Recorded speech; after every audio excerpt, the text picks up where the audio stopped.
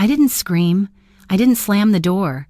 I just stood there in my sister's driveway, watching her pull the curtains shut like I was some kind of stranger she was trying to avoid.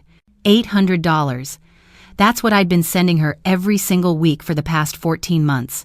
Not because she asked, well, not at first, but because that's what big sisters do, right? We show up, we help, we sacrifice. Except Maya never showed up for me. Let me back up. It started the summer Maya's husband walked out. She called me at 2 a.m, sobbing so hard I could barely understand her.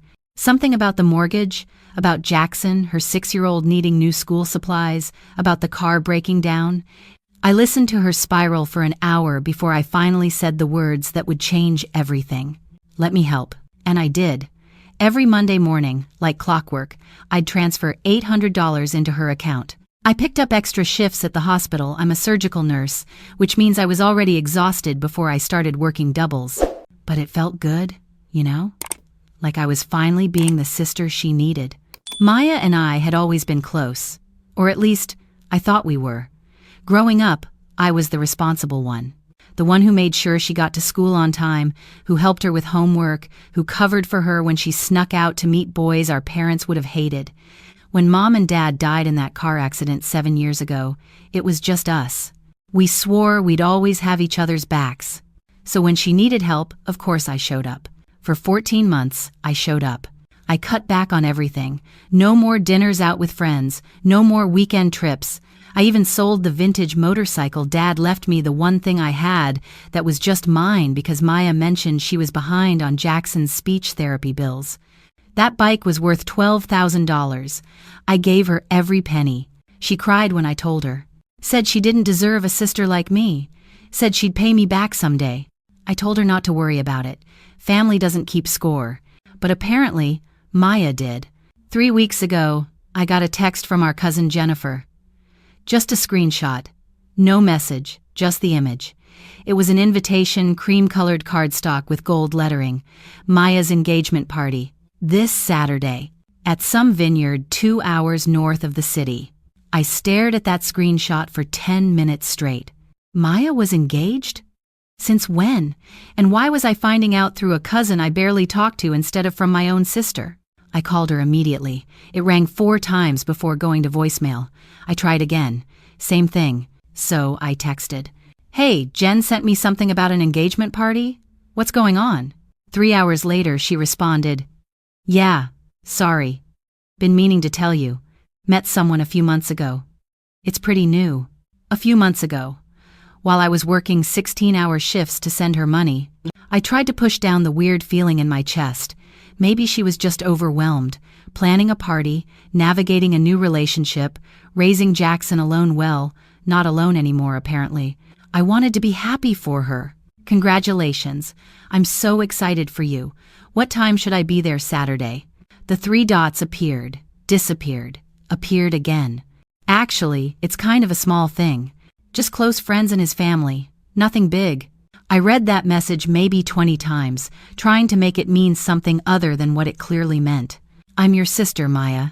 I know. It's just complicated. I'll explain later. Later never came. Saturday arrived, and I couldn't help myself. I know I shouldn't have, but I drove to that vineyard anyway. I parked down the road, behind a line of trees where no one could see my car. I told myself I just wanted to make sure she was okay, that this new guy was treating her right, that Jackson seemed happy. The party was beautiful. White tents, string lights, tables covered in flowers that probably cost more than my monthly rent. There were at least 60 people there. I recognized some of Maya's college friends, a few neighbors from her street. I saw Jackson running around in a tiny suit, laughing, and I saw her. My sister, in a cream-colored dress that probably cost more than 3 of my paychecks, her hand intertwined with some tall guy in an expensive-looking blazer. She was glowing, radiant, happy in a way I hadn't seen her happy in years. I sat in my car and cried. Not because I wasn't invited, I mean, that hurt, but it was more than that. It was the lie. The small thing, just close friends lie, while she stood there surrounded by dozens of people. People who apparently mattered more than I did. I drove home in a fog. When I got there, I did something I probably should have done months ago. I went through our text history, really read it, and that's when I noticed the pattern. Every time I'd try to talk about my life, about this guy I'd been seeing, about the promotion I was up for at work, about the trip to Portland I was saving for Maya, would either change the subject or just not respond.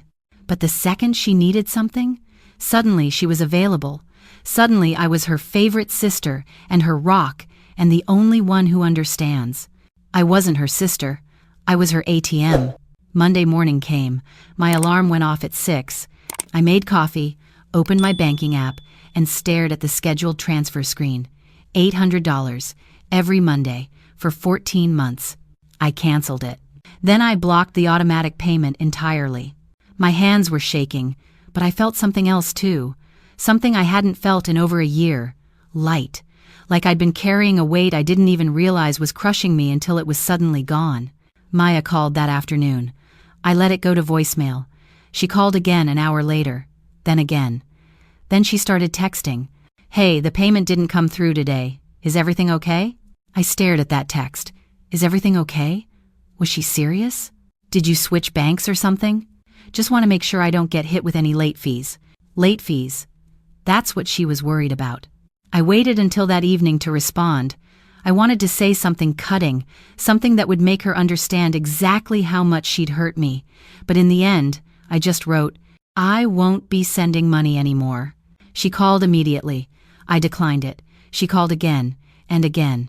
Finally, she texted, "What? Why? Did I do something wrong?" I laughed.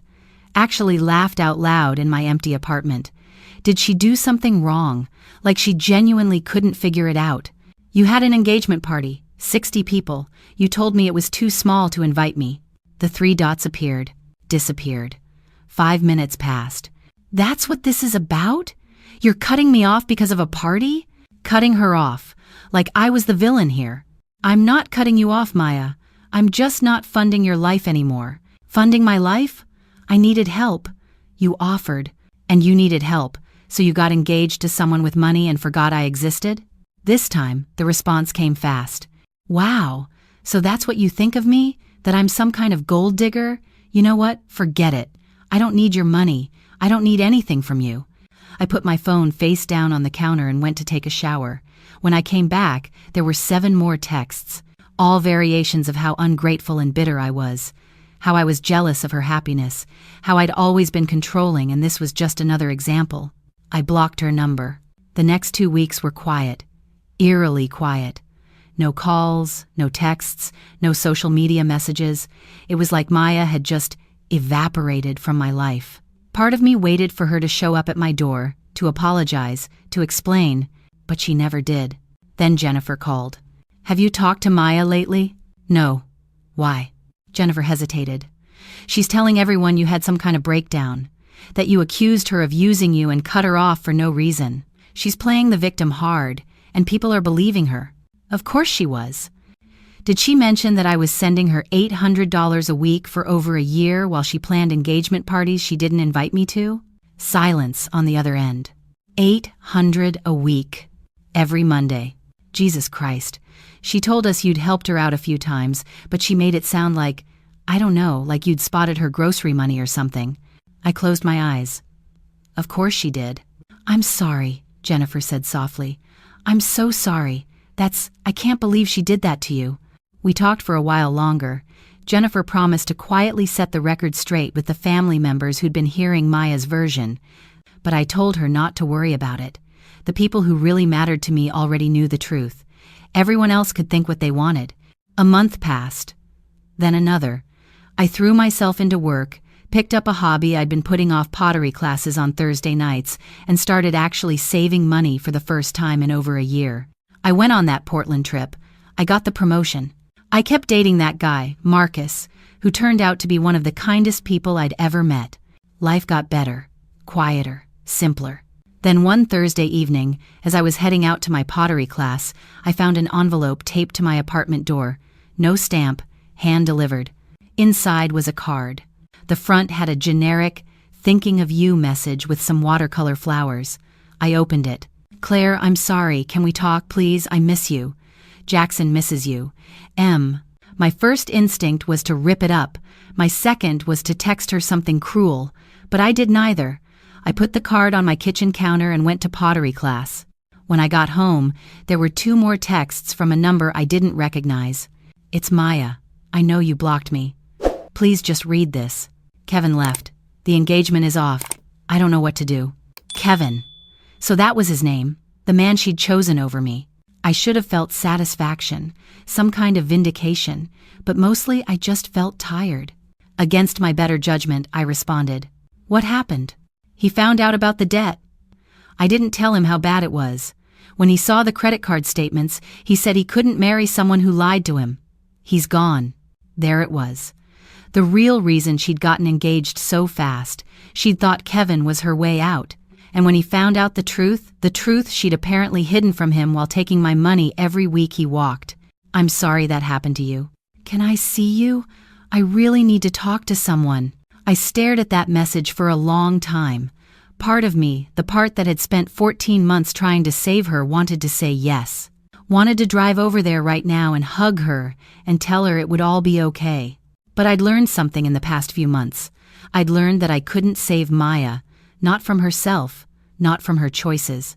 And I definitely couldn't save her by destroying myself in the process. I don't think that's a good idea. Please, Claire. I know I messed up.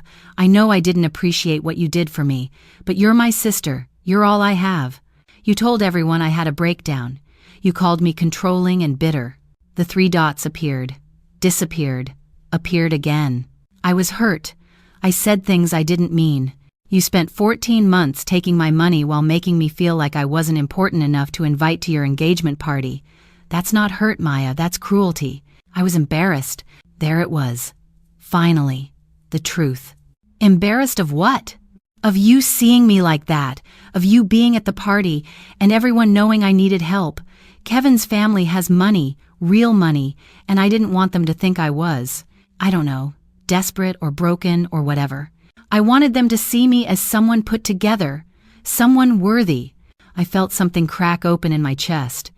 Not sympathy, I was past that, but something like understanding. Maya hadn't just been using me. She'd been ashamed of needing me. And that shame had curdled into resentment. So you erased me. I didn't erase you. I needed to be someone else for a while. Someone who had their life together. You could have had your life together, Maya. You could have used that 14 months to actually fix things, to budget, to get counseling, to figure out how to stand on your own. But instead, you used it to build a fantasy life that fell apart the second someone looked too closely. That's not fair. None of this is fair. I could hear her crying on the other end. Not the manipulative crying she'd used before, but the kind of broken sobbing that comes from finally understanding you've lost something you can't get back. What do I do now? She whispered. I don't know, Maya, but it's not my job to figure it out for you anymore. So that's it? You're just done with me?